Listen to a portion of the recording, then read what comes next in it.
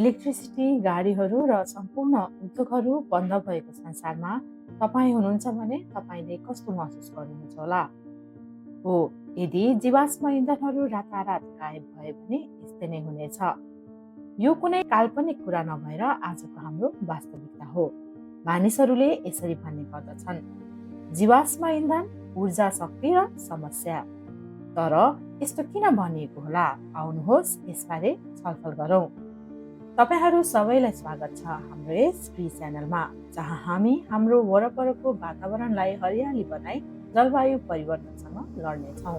जीवाश्म इन्धन भनेको के हो? जीवाश्म इन्धन भन्नाले करोडौं वर्षहरूदेखि वनस्पति र जनावरहरूको गाडिएका अवशेषहरूलाई बुझिन्छ। यिनीहरू पृथ्वीको तल्लो भागमा हुन्छन्, जसलाई ताप र चापका कारणले रासायनिक तथा भौतिक रूपमा परिवर्तन भई कोइला, तेल र प्राकृतिक ग्यासमा परिवर्तन हुने गर्दछ। विद्युत उत्पादन गर्न, आगो बाल्न र कल कारखाना सञ्चालन गर्नका लागि यो मुख्य रूपमा प्रयोग गर्ने गरेको पाइन्छ। यिनीहरू नभएको भए मानिसको आधुनिक जीवनलाई सम्भव बनाउन सक्दैनथे होला। मानिसहरूले हजारौं वर्ष अघिदेखि नै विभिन्न रूपमा जैविक इन्धनहरूलाई प्रयोग गरिरहेका थिए। तर 18औं र 19औं शताब्दीको सुरुवातमा भने औद्योगिक क्रान्तिको नाममा पुरै विश्वभरि नै यसको प्रयोग गरेको पाइन्छ। उनीहरूले कोइला, तेल र प्राकृतिक ग्यासको रूपमा यसलाई प्रयोग गरेका छन्। आउनुहोस् यसबारे केही अध्ययन गरौँ। कोइला यो एउटा जीवाश्म इन्धन हो। ऊर्जाको स्रोतको रूपमा ताप र शक्ति उत्पादनका लागि यो प्रयोग गर्ने गरिन्छ। कोइला एक कालो वा खैरो कालो ज्वलनशील चट्टान हो, जुन लाखौं वर्ष अघि जमिनमुनि भएका वनस्पतिहरूको अवशेष साथै हाइड्रोजन, सल्फर, अक्सिजन र नाइट्रोजनका परिवर्तनशील मात्राले बनेको हुन्छ। प्राचीन समयदेखि नै कोइलाको प्रयोग खाना पकाउन, आगो बाल्न गरिन्थ्यो। तर 18औं शताब्दीका औद्योगिक क्रान्तिपछि भने यसलाई विभिन्न किसिमले प्रयोग गर्न थालेका छन्। यो स्टिम इन्जिन, मेसिनहरू, जहाज, रेलहरू, यातायात, उद्योग र सहरीकरणको विस्तारमा प्रयोग भएको पाइन्छ। यसको प्रयोगले कार्बन डाइअक्साइडको उत्सर्जन हुने गर्दछ, जसका कारणले यो जलवायु परिवर्तनको एक मुख्य कारक तत्व पनि हो।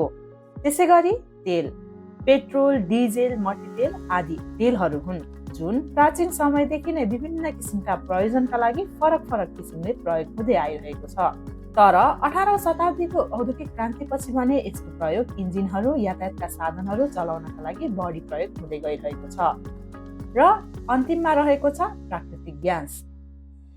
यो एक जीवाश्म ऊर्जाको स्रोत हो, जुन पृथ्वीको सतह मुनि वनस्पति र जनावरहरूको जीवावशेषबाट बनेको हुन्छ। विशेष गरेर यसमा मिथेनको मात्रा बढी रहेको हुन्छ। पेट्रोलियम पदार्थहरू बढी मात्रामा जमिन मुनिबाट निकालिन्छ, जसलाई निकाल्नका लागि मानिसहरूले ड्रिलिङ र पाइपलाइनको मद्दत लिने गर्दछन्। यसले गर्दा त्यहाँको पारिस्थितिक प्रणालीको विनाश हुने गर्दछ। यस्ता जीवाश्म इन्धनहरू मानिसहरूले आफ्ना आवश्यकताहरू परिपूर्ति गर्नका लागि नै प्रयोग गर्दै गए। तर अब भने यस्ता जीवाश्म इन्धनहरू पृथ्वीबाट सकिँदैछ। तर यसको प्रयोगले बढेको जलवायु परिवर्तन भने अझ झन वृद्धि हुँदै गइरहेको छ।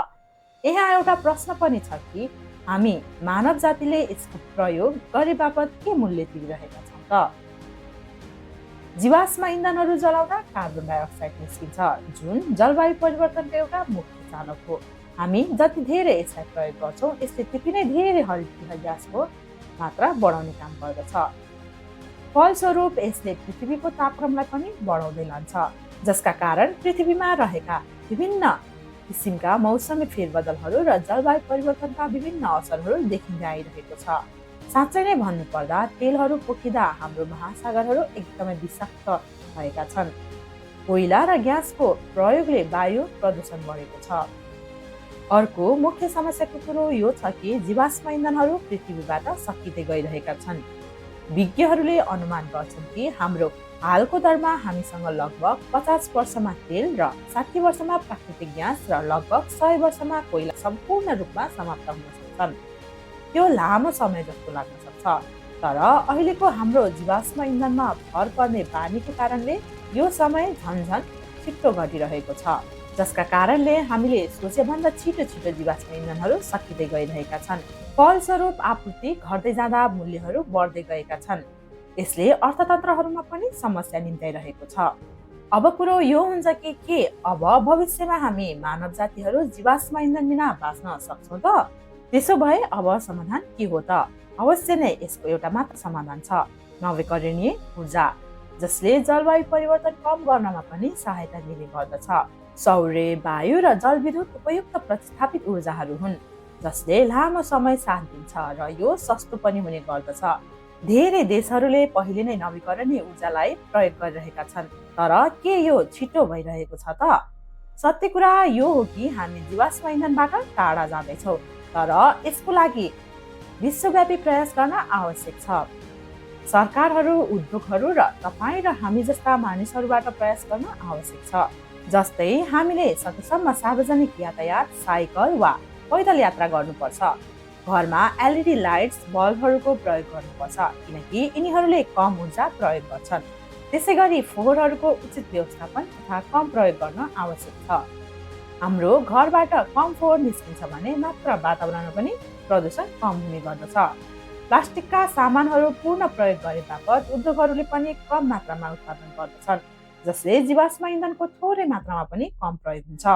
जीवाश्म इन्धनहरूले हामीलाई यहाँ ल्यायो, तर तिनीहरूले हामीलाई भविष्यमा अन्त कतै लैजान सक्दैनन्। प्रश्न यो हो कि के हामी अब अझै ढिला गर्न सक्छौँ त? तपाईँलाई के लाग्छ? के हामी जीवाश्म इन्धनहरूलाई पूर्ण रूपमा प्रतिस्थापन गर्न सक्छौँ वा हामी यसमा धेरै निर्भर भइरहेका छौँ? हामी हाम्रो पृथ्वीमा रहेको सबै जीवाश्म इन्धनहरू सकिए भने के गर्नेछौँ? तलको कमेन्ट बक्समा लेख्न सक्नुहुन्छ। यस्ता विभिन्न किसिमका प्रश्नको साथमा आजको भिडियो म यही अन्त्य गर्दछु। यसका बारेमा अझ थप जानकारी लिएर म फेरि पनि हजुरहरू सामु नयाँ भिडियोको साथ आउने नै छु। त्यसका लागि हजुरहरूले हाम्रो यस च्यानललाई लाइक, सेयर र सब्स्क्राइब गरिदिनु होला।